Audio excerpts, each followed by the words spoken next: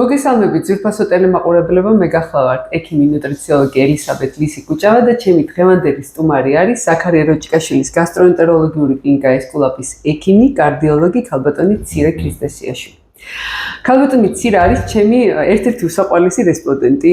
Ai დღეს ის მინდა თქვა, იმიტომ რომ თქვენ ქალბატონი ცირა გაქვთ ერთი განსაკუთრებული თვისება. მოაჯადოოთ ადამიანი თქვენი არსებობითაც კი და თქვენი ოთახში ყოფნითაც, იმიტომ რომ საოცარი ენერგია გაქვთ, საოცარი ისეთი დადებითი პოზიტიური აურა გაქვთ და მე წარმომიდგენია პაციენტი, რომელიც თქვენთან მოდის, როგორი კმაყოფილი და ნაწილობრივ განკურნებული გადის, თუნდაც იმით, რომ თქვენ მას მოусმინეთ, თქვენ მას რაღაცა აუხსენით. ძალიან დიდი მადლობა ამ განსაკუთრებული ადამიანური თვისებების გამო და დიდი მადლობა იმისთვის, რომ ჩვენი გუნდის წელი ხართ უკვე რამდენიმე წელია.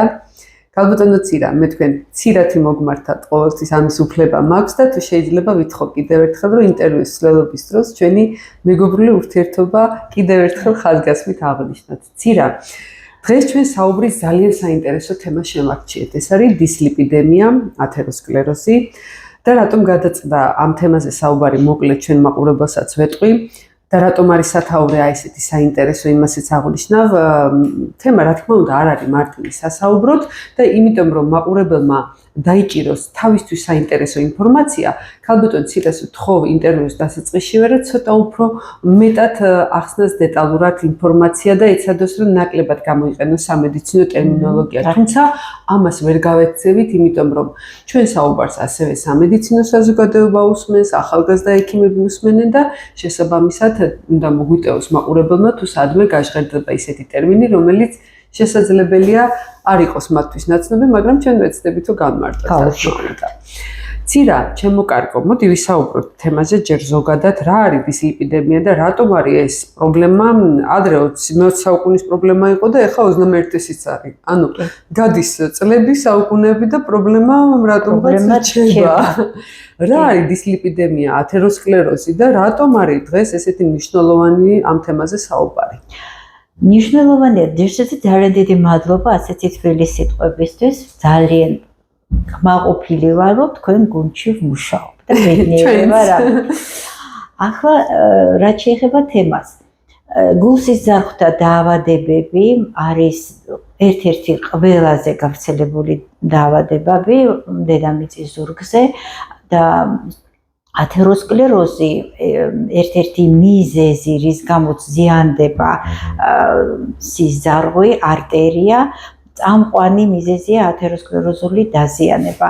ამიტომაც გადავწყვიტეთ ამ თემაზე გველაპარაკა. რა არის ათეროსკლეროზი? ათეროსკლეროზი ეს არის ქრონიკული დაავადება, რომლის დროსაც სიზარღვის კედელში, არტერიის კედელში გროვდება ცხიმოვანი ნივთიერება, ძირითადად ხოლესტერინი. ამას მერე ემატება ანთებითი უჯრედები, შემაერთებელი ქსოვილი, ყალიბდება ფოლაკი ავიწროებს სიზარღვის სანათურს, სანათურის შევიწროება განაპირობებს ორგანოების კვების დარღვევას, შემცირებას. ვლინდება კლინიკური სურათი. ეხლა იმის დამიხედვით, რომელი ორგანოს სიზარღვები არის დაზიანებული, მაგალითად გულის კორონარული სიზარღვები, გულის მკვებავი არტერიები, ვითარდება გულის იშემიური დაავადება, მიოკარდიუმის ინფარქტი, სტენოკარდია. თუ დაზიანება პრიორიტეტულად მიმდინარეობს თავის ტვინის მკვებავ სიზარღვებში, ვითარდება ისეთი დაავადება, როგორიც არის ინსულტი, ჰემორაგიული, იშემიური შეტევები. თუ პროცესი მიმდინარეობს, მაგალითად, ქვედა კიდურებში, ვითარდება ხანგამოშვებითი კოჭლობა, ასე ვთქვათ, სიარულის დროს ტკივილი ქვედა კიდურების კუნთებში, რომელიც აჩერებს ავანტყოფს, ისევე ანალოგიურად, როგორც სტენოკარდიის დროს გულის არეში ტკივილი აჩერებს ავანტყოფს. თუ პროცესი მიმდინარეობს თირკმლის მკვებავ არტერიებში, მაშინ მოსალოდნელია არტერიული ჰიპერტენზიის განვითარება, თირკმლის ქრონიკული უკმარისობის განვითარება, ანუ საკმაოდ სერიოზული დაავადებებთან გვაქვს კავშირი. ათეროსკლეროზის განვითარების რისკ ფაქტორი უკვე ძალიან დიდი ხანია ჩამოყალიბებულია. მთელი ნუსხა დაავადებების და სათავეში არის დისლიპიდემია. მერე ამას ემატება არტერიული ჰიპერტენზია, ასაკოვანი ცვლილებები, სხვათა შორის რასობრივი ცვლილებები, ამას ემატება მავნეჩვევები, თამბაქოს ჭარბი რაოდენობით გამოყენება, ალკოჰოლის, სტრესი, ჩვენი ადინამიური ცხოვრების წესი, უმოძრაობა და მთელი რიგი ქრონიკულად მიმდინარე დაავადებები, როგორც არის მეორე ტიპის, განსაკუთრებულად მეორე ტიპის შაქრიანი დიაბეტი, სიმსუქნე, ჭარბი წონა, თირკმელების და ღვიძლის ზოგიერთი დაავადება და ფარისებრი ჯირკვლის დაავადება, განსაკუთრებულად ჰიპოთირეოზი. ეხლა გულსისხლთა დაავადებების რისკის, აი განვითარების რისკის შეფასება კარდიოლოგები ამას აწარმოებენ სპეციალური ცხრილების მეშვეობით, სადაც ერთ-ერთი წამყვანი კომპონენტი არის სწორედ ლიპიდების რაოდენობა სისხლში. მაგრამ აი ამ ამდენი რისკ ფაქტორი ჩამოგითვალეთ და ყოველწლიურად კარდიოლოგები ევროპაში, ამერიკაში მუშაობენ იმაზე, რომ ეს რისკ ფაქტორები გაზარდონ და ახალი მოდიფიცირებული რისკ ფაქტორები ემატება. ესეთია, აი მაგალითად, ვიჩ ინფექცია, აიდ ინფექცია, ესეთია ღამის ძილის აპნოე, ესეთი ძალიან გავრცელებული ფსიქიური აშლილობები. მათ რისკს მიეკუთვნება მაგალითად მყარად მაღალ ციფრებზე გაჩერებული ცირეაქტიული ცილის მაჩვენებლები. აი არის ადამიანები, რომლებიც ხანგრძლივად წლების განმავლობაში აფიქსირებენ, რომ ცირეაქტიული ცილის მაჩვენებელი არის ანთების მაჩვენებელი ერთგვარი ორგანიზმში. ანთების მაჩვენებელი ორგანიზმში მყარად არის მომატებული. ამ დროს კლინიკურად ამავდროულად შეიძლება არ ფონდეს დიდი გამოვლინება, ხო? ამას ემატება აგრეთვე ნაადრევი მენოპაუზა, ანუ 35 წლის ასაკში დაწყებული მენსტრუალური ციკლი, რომელიც გადადის სრულ მენოპაუზაში. პრეეკლამპსია, ეს რას ნიშნავს, როდესაც ორსულობის პერიოდში, განსაკუთრებულად ბოლო ტრიმესტრში აღენიშნება არტერიული წნევის მატება. ასეთივე მოდიფიცირებული რისკ ფაქტორების რიცხვს მიეკუთვნება მაგალითად ონკოლოგიური პაციენტების მკურნალობა ქიმიოთერაპიული პრეპარატებით და განსაკუთრებულად მნიშვნელოვანია ანტრაციკლინების გამოყენება. და კიდევ ერთი ანუ შესაძლებელი არის დისლიპიდებია გამოიწვიოს ზუსტად იატროგენულმა ფაქტორმა, ანუ სამედიცინო თვალსაზრისით დანიშნულმა პრეპარატმა და კიდევ ერთ-ერთი ფაქტორი, რომელსაც უკვე განსაკუთრებულად დიდ როლს ანიჭებენ, ეს არის ცილოვანი ნივთიერება ალფა-ლიპოპროტეინი. აი ამის აღმოჩენა ახალგაზრდა ასაკში მით უმეტეს საგრძნობლად ზრდის მოსალოდნელი გულსისხლთა დაავადებების რისკს. ანუ ათეროგენული გენეზი სწრაფდება აი ამ პაციენტებში, ვისაც აქვს მომატებული ალფა-ლიპოპროტეინის მარკერი 50 ერთეულზე მეტი თუ არის, ეს უკვე საგრძნობი პარამეტრია. განსაკუთრებულად მნიშვნელოვანია ახალგაზრდა ასაკში ერთხელ მაინც წელიწადში ეს პარამეტრი გაკეთდეს და სხვათა შორის ამაზე უკვე არა მარტო ევროპაში, არამედ საქართველოშიც სერიოზულად ფიქრობენ და არის კლინიკები, სადაც ეს კვლევა კეთდება. ეხლა როგორ მიმდინარეობს თვითონ ათეროსკლეროზული პროცესის განვითარება სისხლძარღვში? პროცესი მიმდინარეობს ისე მინდა ხაზგასმით გითხრათ, რომ ეს პროცესი შეიძლება დაიწყოს ნებისმიერ ასაკში. ახალშობილსაც კი შეიძლება აღმოუჩინოთ სექციაზე ფოლაქი არა, მაგრამ ლაქის არსებობა სისხლძარღვზე. თუმცა ასაკთან ერთად რისკ ფაქტორია, რასაკვირველია მატულობს. ხო, მაგრამ აი როგორ იწყება ეს პროცესი? პროცესი მიმდინარეობს ძირითადად მსხვილ და საშუალო კალიბრის სისხლძარღვებში და მათ შიდა შრეში, რომელსაც ეწოდება ინტიმა, და კიდე ენდოთელიუმი. რას აკეთებს, ესე იგი, ხდება მომატებული რაოდენობით ლიპოპროტეინები სისხლში და ისინი იწყებენ დაგროვებას ამ შიდა შრეში, ინტიმაში. ინტიმა ამას პასუხობს. რა ინტიმა ზიანდება და რა აზიანებს ინტიმას? ყველა ზემოთ ჩამოთვლილი რისკ ფაქტორი, რაც ახლა მე თქვენ გელაპარაკეთ. აიცი რა, ერთი მაშინ ჩართვას გავაკეთებ მაყურებლისთვის ცოტა უფრო რომ ძალიან საინტერესო სიღრმეებში შევედით უკვე და რომ თვალნათელი იყოს.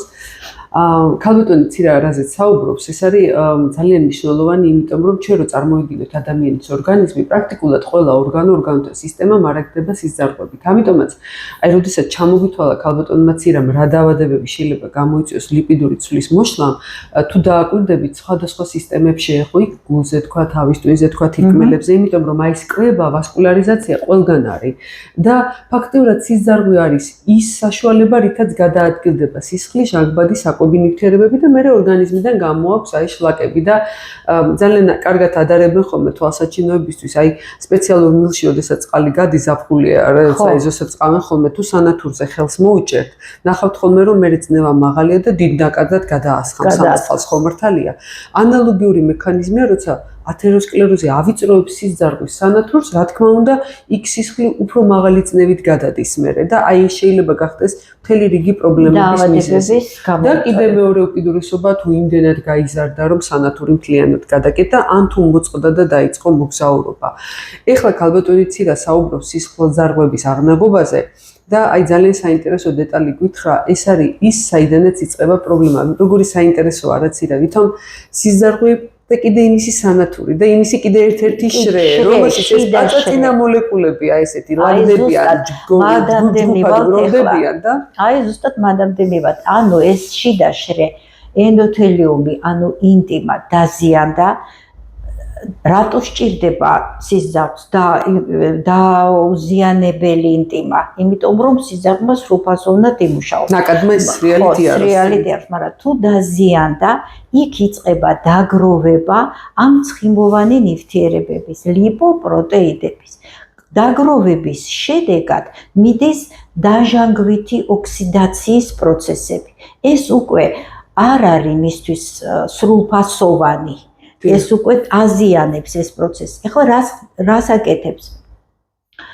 ამ დაჟანგულ ლიპოპროტეიდებზე იწყებს პასუხს უკვე თვითონ უშუალოდ სიზარღვი. ანთებითი პროცესის მარკერები, კასკადი იწყება ანთებითი პროცესის. ამ დაზიანებული ადგილისკენ მოდიან მონოციტები,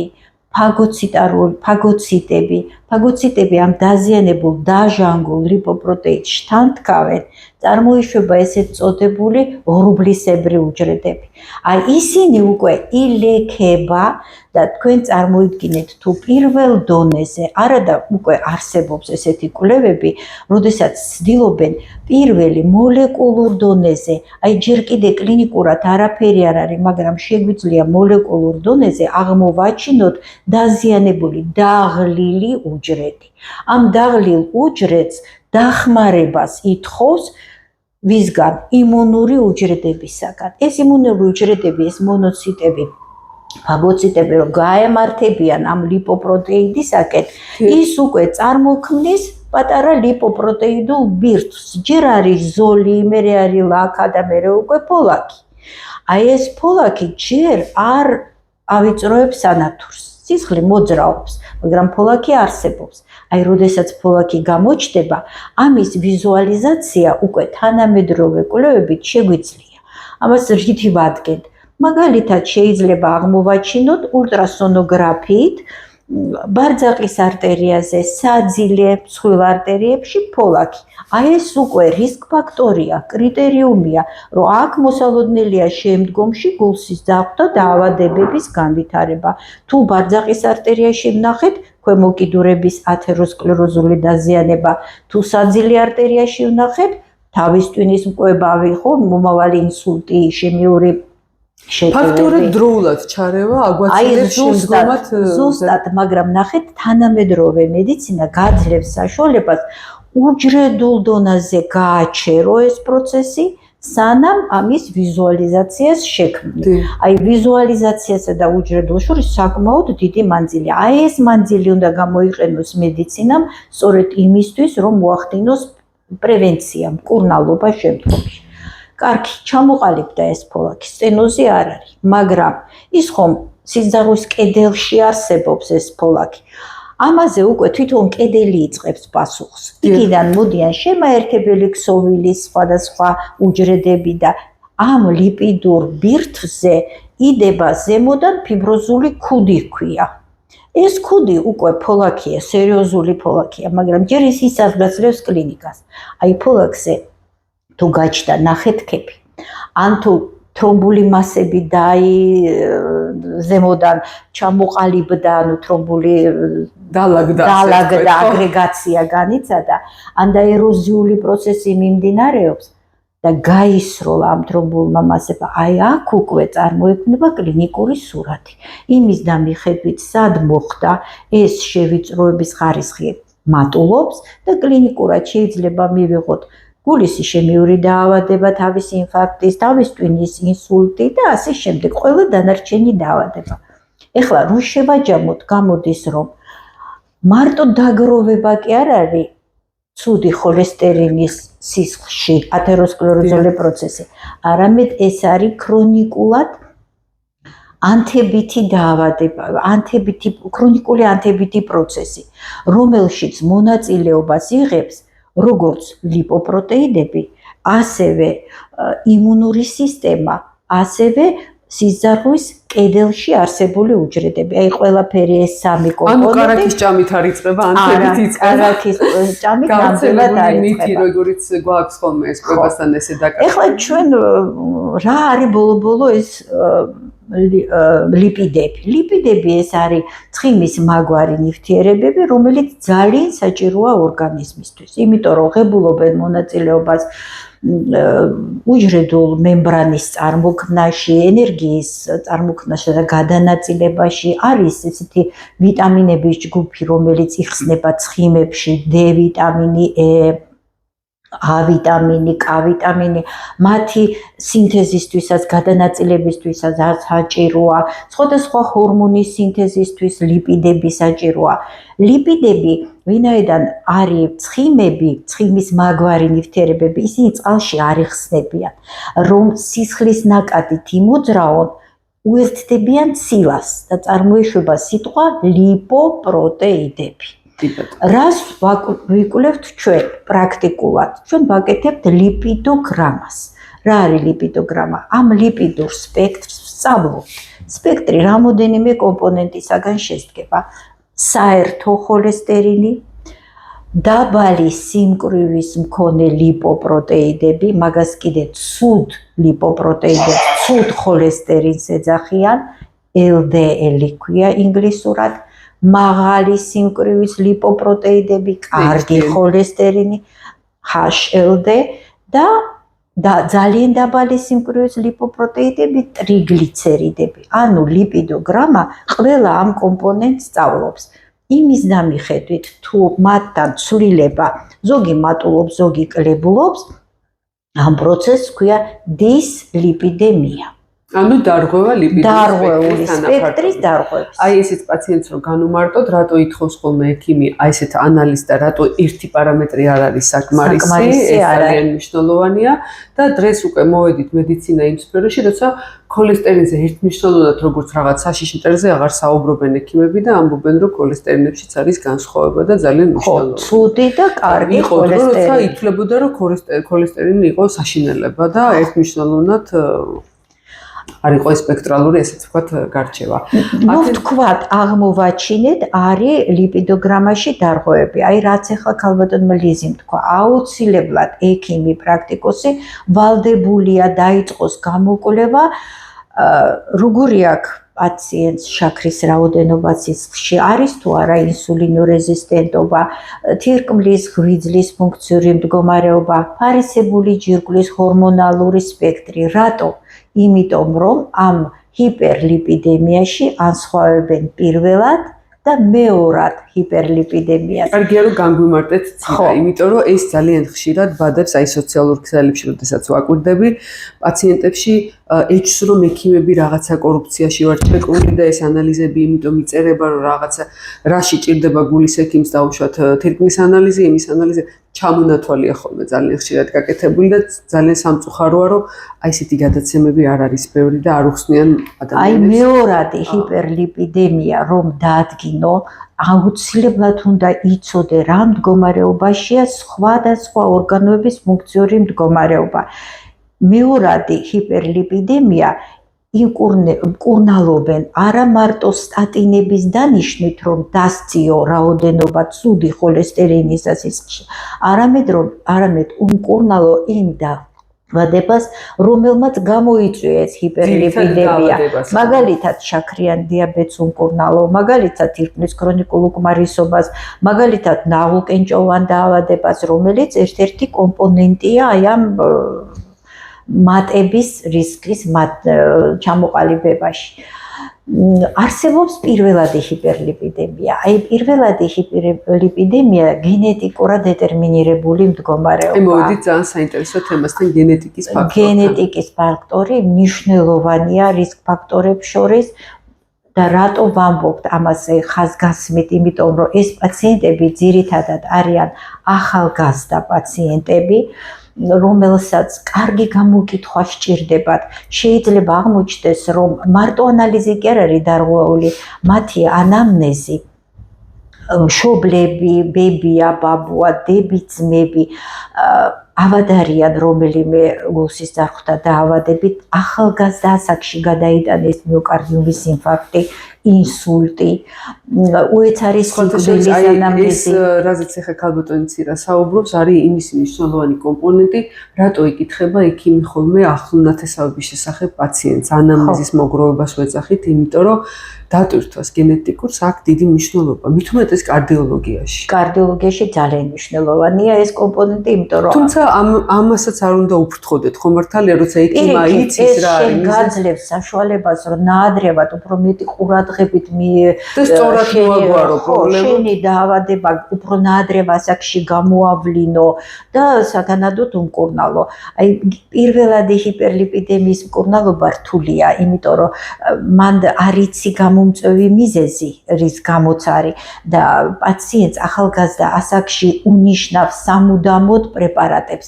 უნდა დააჯერო ეს ადამიანი, რომ ეს არის მისი როგორც გუშინ ვემზადებოდი ჩვენი დღევანდელი თემისთვის, ნახე, სულ უფრო და უფრო მეტი კარდიოლოგი ამბობს იმას, რომ პირველადი ჰიპერლიპიდემიაში არის ის მიზეზი, რაც ჯერ არ გვაქვს აღმოჩენილი და თუკი ჩვენი ამ წუთში მაგრამ უმეტესობა მაინც ანთების თეორიას ეყრდნობა. რასაკვირველია. უბრალოდ აი მიზეზის. რასაკვირველია, თუკი ჩვენ მივედით უკვე იქამდე, რომ შეგვიძლია კვლევებში, ჯერ მასიურად არა, რუტინულად, მაგრამ კვლევებში ბიოლოგიურ, მოლეკულურ დონეზე ვიპოვოთ ის დაზიანება, ის ერთი უჯრედი, რომელიც დაიღალა და რომელიც იმუნური სისტემისგან შველას ითხოვს, ანუ ანტიბიოტიკი პროცესი ირთვება.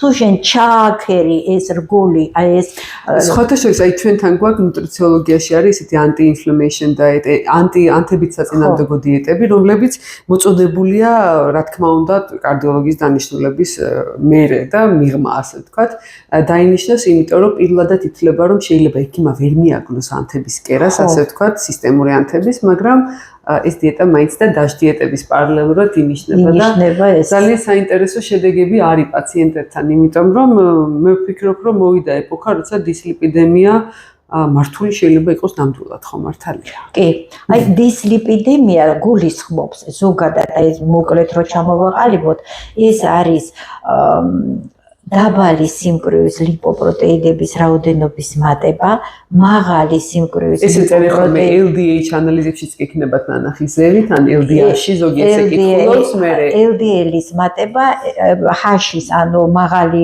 სიმკვრივის დაბალი და ტრიგლიცერიდების მატება. აი ამ სამი კომპონენტი ეს უკვე გულისხმობს დისლიპიდემიას გულისხმობს. შეიძლება მეორადი ჰიპერლიპიდემია და დისლიპიდემია იყოს შეუღლებული. აი ეს ხშირად ხდება შაქრიანი დიაბეტის დროს მაგალითად. ამიტომ კარდიოლოგი ვალდებულია მთელი სპექტრი ამ ანალიზებისა გააკეთებინოს ავადმყოფს და დანიშნოს ისე მკურნალობა, რომ ეს იყოს გათვალისწინებული.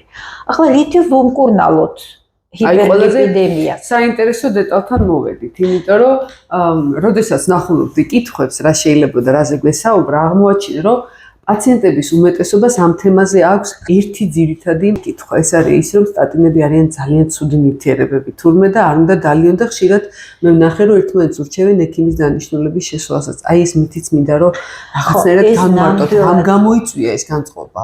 ეს ნამდვილად მითია, იმიტომ რომ თუ დაფიქსირდა ჰიპერლიპიდემია, ექიმი ცდილობს და გააჩნია ხარისხს და გააჩნია მეორადის დროს, რომელი დაავადება გაქვს შენ. არის პირობითი ნიშნული, რომლის ზევით იწყება სტატინების დაშლა? არა, ძირითადი პრინციპი მკურნალობისა გულისხმობს, რომ რაც შეიძლება დაბლა იყოს დაწეული დონე დაბალი სიმკვრივის ამ ცუდი ხოლესტერინის დონე, რაც შეიძლება დაბლა იყოს დაწეული. მაგრამ ეს ინდივიდუალურია და ყოველთვის მკურნალობა იწყება ცხოვრების ჯანმრთელი წესის დაწყებით. ანუ რისკ ფაქტორების ჩამონათვალში უმრავლესობა არის ისეთი რამე, რისი გაკეთება ჩვენ შეგვიძლია თვითონ ცალკეულ ადამიანს, თუნდაც კვების რეჟიმის შეცვლა, ამოაგდო ტკბილის ასმელები, გაზიანები, აი ეს ძალიან საინტერესო დეტალია, ნაჯერი ცხიმები. მან ჩაგეძიები ასე ვთქვათ უფრო დეტალურად, რატომაც გავრცელებული ისევ მითია ალბათ მიხედვით, პირველი მენიუდან უნდა ამოიღო, რადგან ცხიმების ცვლაზე ასე ვთქვათ საუბარი, ცხიმოვანი საკვები. და ხალხი იწყებს აბსოლუტურად მენიუდან ამოღებას კარაქის მით უმეტეს ცხოველური ცხიმების მცენარეულისაც და შეიძლება დიდი რაოდენობით მიირთმევდეს ამ დროს ნახშირწყლებს და თხილეულს. და თვლიან რომ ტერი იქ არ არის.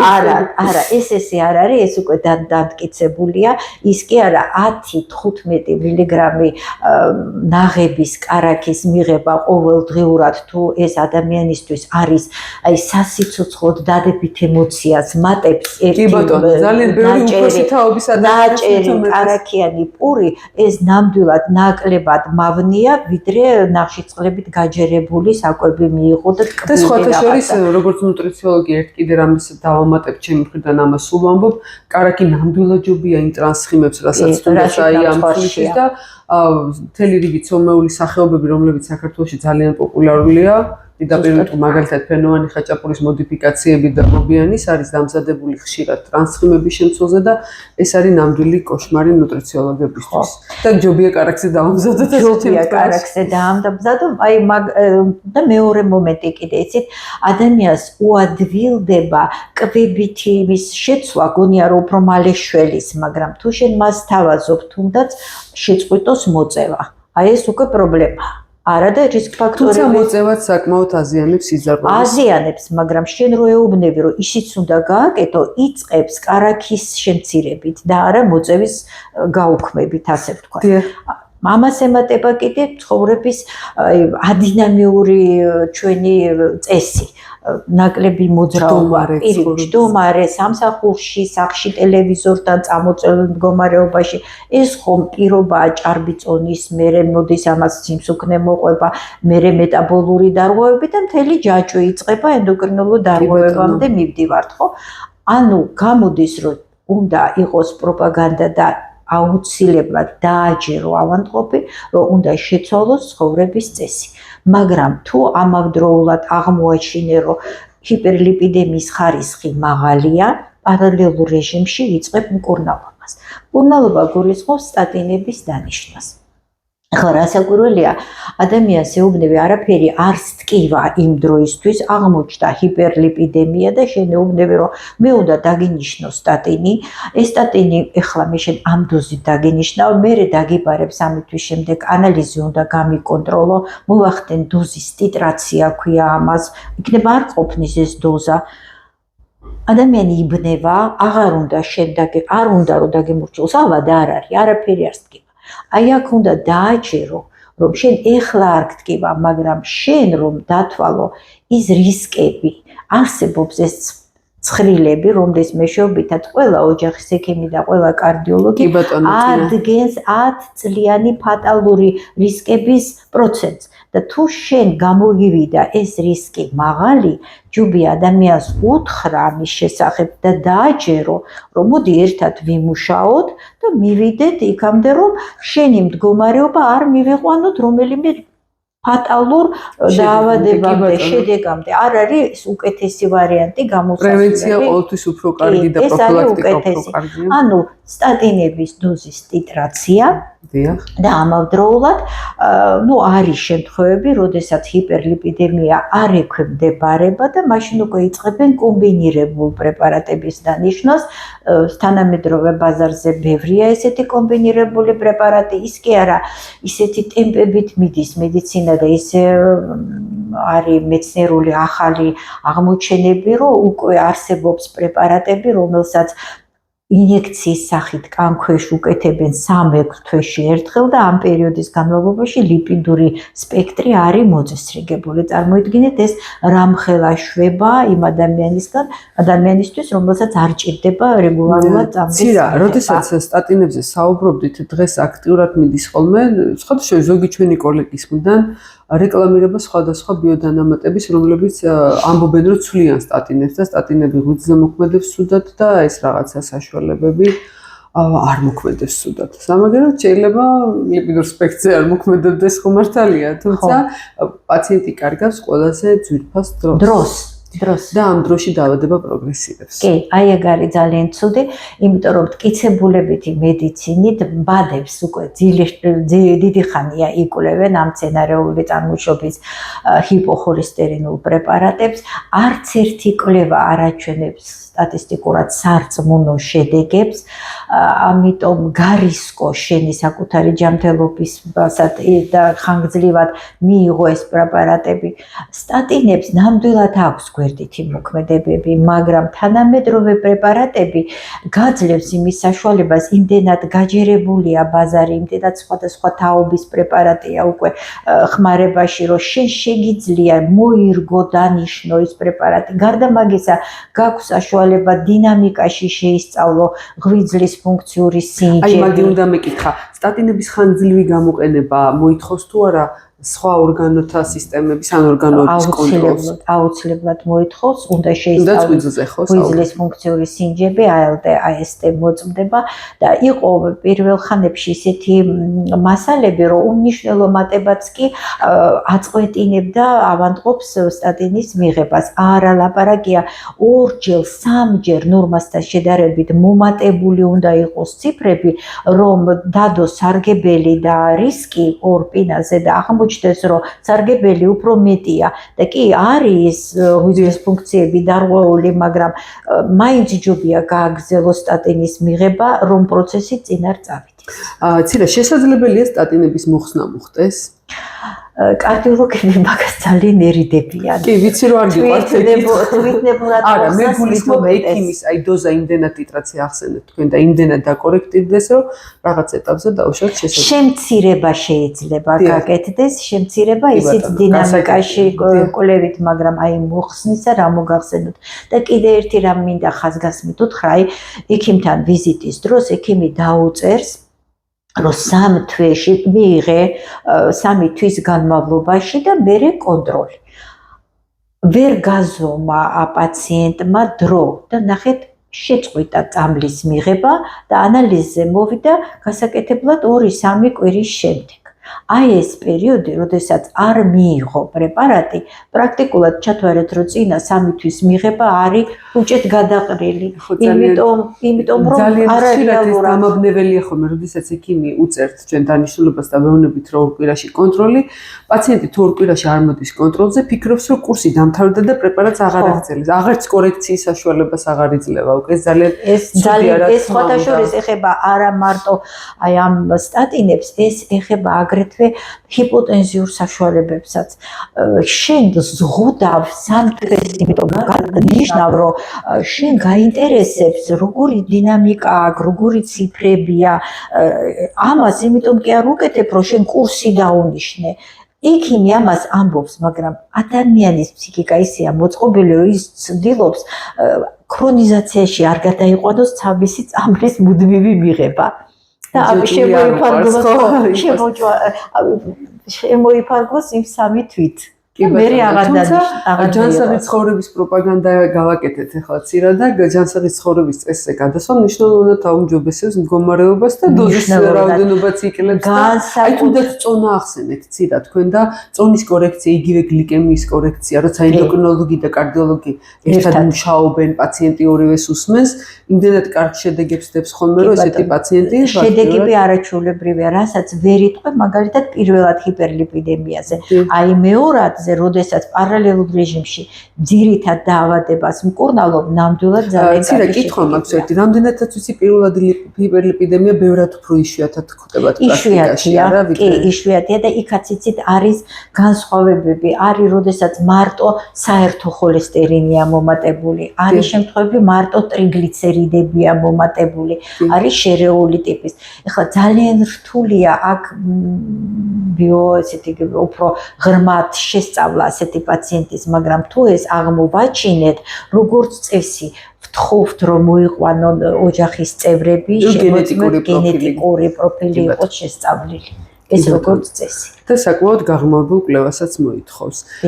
საბედნიეროდ, როგორც ჩანს, ჰიპერლიპიდემიის ეგ ფორმა უფრო იშვიათია და შესაბამისად უფრო მეტია შანსი იმისა, რომ რადგან მეორადი ჰიპერლიპიდემია გვხდება, სიტუაცია მართული იყოს.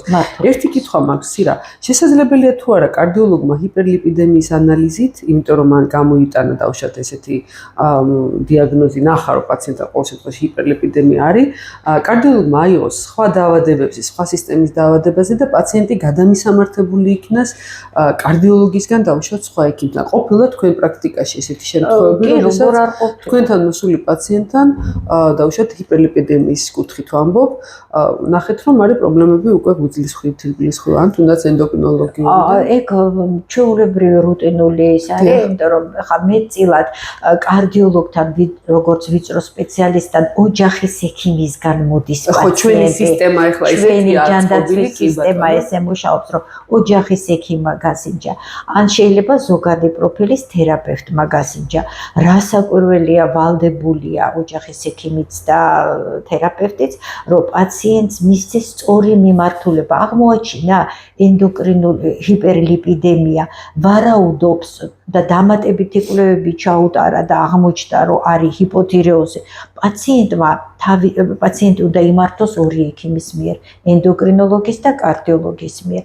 აღმოჩნდა მაგალითად ხოლეცისტიტი, ნაღვგენჭოვანი დაავადება, იმ პირველი პრობლემის მკურნალობა, ხო, იმის გარდა აუცილებლად ჰეპატოლოგიც უნდა იყოს. დღეს დიაგნოზად გამოგვაქვს ჰიპერლიპიდემია თუ გამოგვაქვს. ესე იგი უკვე საკმაოდ პატივსაცემი გახდა, ასე ვთქვათ, რომ თალკე ჯგუფში აღმოაჩინა თავისი არსებობა. და ცირა გადაცემის დასასრულს მინდა ზოგადი რეკომენდაციები მივცეთ ჩვენ მაყურებელს და ყოველთვის ვამბობ ხოლმე რომ არ მინდა რომ ძალიან დაიზაფრონ, იმიტომ რომ როდესაც ჩვენ ხალხი გვისმენს, ადამიანები გვისმენენ და ბევრი მათგანს ეცნობა რა თქმა უნდა, იმიტომ რომ მე ვიტყოდი რომ ალბათ ძნელი სანახავია საქართველოში დღეს რაღაც ასაკს მიღწეული ადამიანი რომ აი მხრივ არ კონდეს პრობლემა. საკმაოდ გავრცელებულია.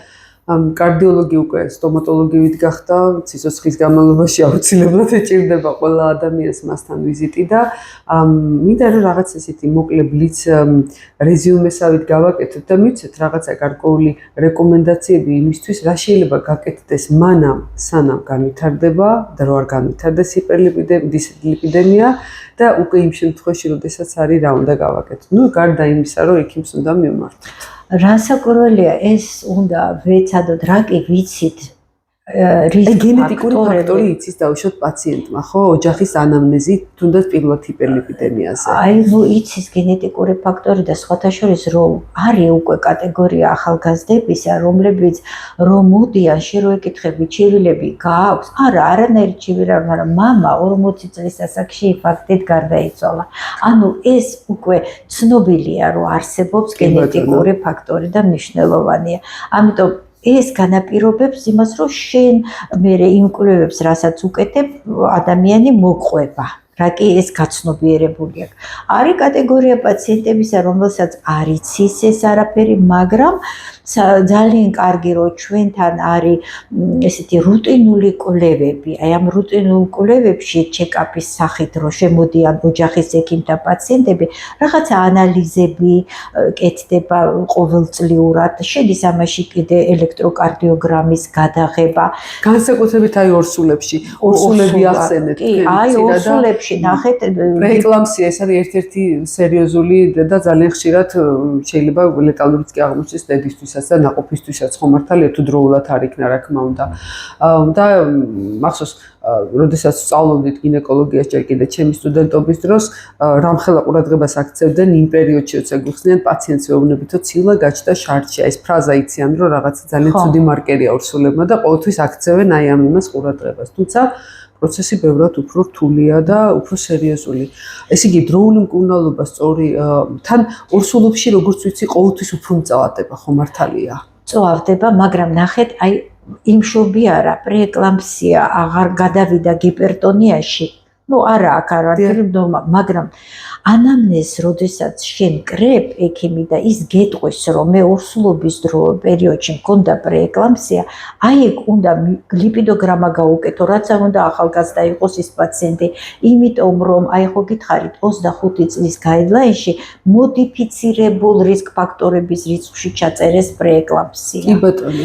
ვიჩ ინფექცია აი ადამიანს აქვს აიდენტიფიცია. იმასაც გააჩნია რა პერიოდში ვითარდება ხანდახან უშუალოდ მშობიარობის დროს დგება ეს მომენტი, როდესაც უკვე პრობლემა იწყება, 7 თვემდეა შეიძლება ნაყოფი ამშობიარონ დედა და ფიქრობენ რომ ეს ეპიზოდი იყო და არ აქცევენ ყურადღებას. ამიტომაც ჯერ ესეთი მომავალ ორსულობაში დაიცავს აუცილებლად და მე ბევრად ცუდი გართულებები. შემდგომი ცხოვრების აი მთელი დანარჩენი პერიოდი ეს უკვე ითვლება რომ ერთ-ერთი რისკ ფაქტორია.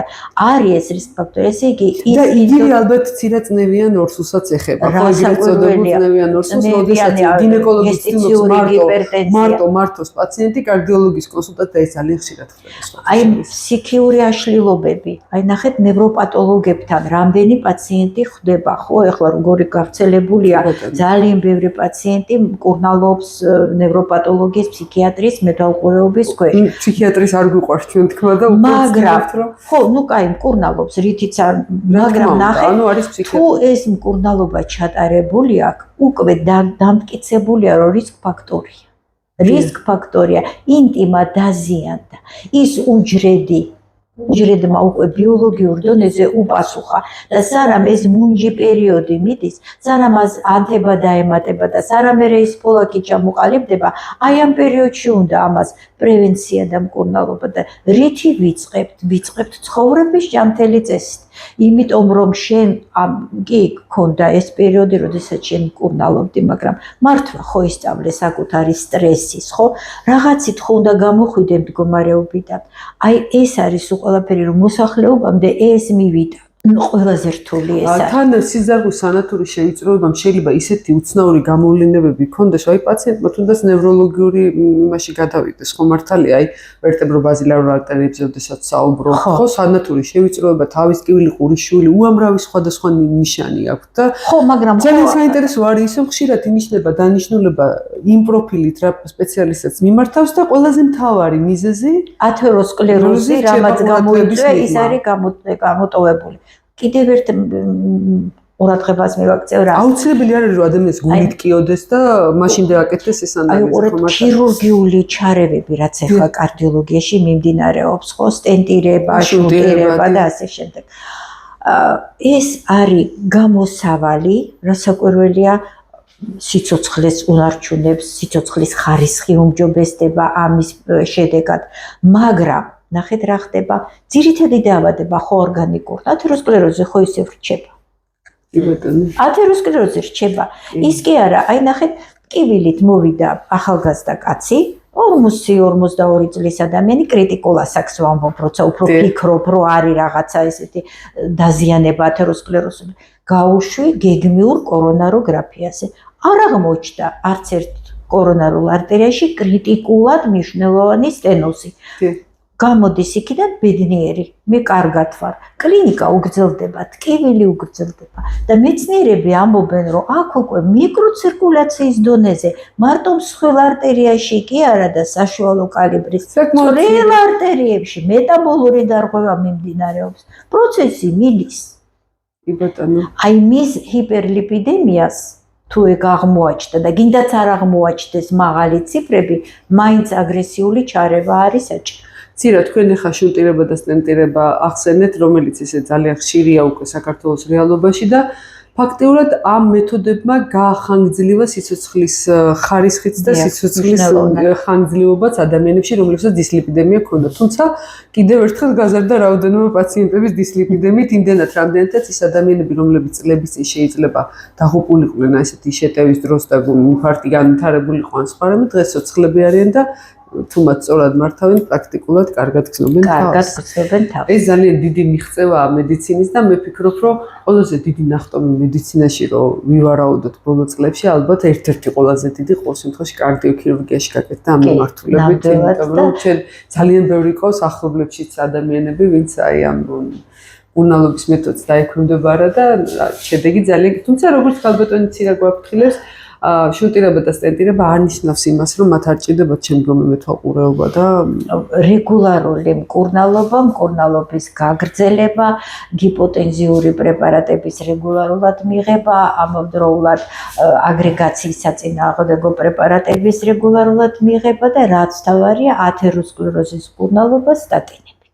ეს არის სამი ძირითადი კომპონენტი, რომელიც შუნტირების და სტენტირების შემდეგ სჭირდება პაციენტს. ძალიან დიდი მადლობა მინდა ცინა მოგახსენოთ. შეგახსენებთ, რომ დღეს ინტერვიუს წერდი ქალბატონ ცირე ქრისტესიაშვილთან, ზაქარია როჭკაშვილის გასტროენტეროლოგიური კლინიკა ესკულაპის კარდიოლოგია. ქალბატონ ცირასთან ვიზიტზე მოსახვედრად აუცილებელია წინასწარი რეგისტრაცია, დარეკეთ მითითებულ ტელეფონის ნომრებს. შეგახსენებთ, რომ ჩვენი კლინიკა მდებარეობს ქალაქ თბილისში, თორნიკე ერისთავის ჩიხი პირველი. ეს არის დიდუბის მეტროს ზევით, მეორე შესახვევი. ძალიან გთხოვთ ქალბატონ ცირასთან მოსახვედრად კიდევ ერთხელ შეგვეხმიანოთ წინასწარ, იმიტომ რომ ვიზიტის დაჯავშნისთვის აუცილებელი არის წინასწარის ჩაწერა და ქალბატონ ცირა მინდა ძალიან დიდი მადლობა გითხრათ საინტერესო საუბრისთვის, ძალიან მნიშვნელოვანი საუბრისთვის და მინდა პირობა აქვე ჩამოგართვათ, რომ აუცილებლად მომცემთ უფლებას კიდევ გავაგრძელოთ თქვენთან ესეთი საინტერესო საგანმანათლებლო და საინფორმაციო გადაცემების ციკლი. მადლობა ჩვენს მაყურებელს, ჯანმრთელობას გისურვებთ. ჯანმრთელობას გისურვებთ.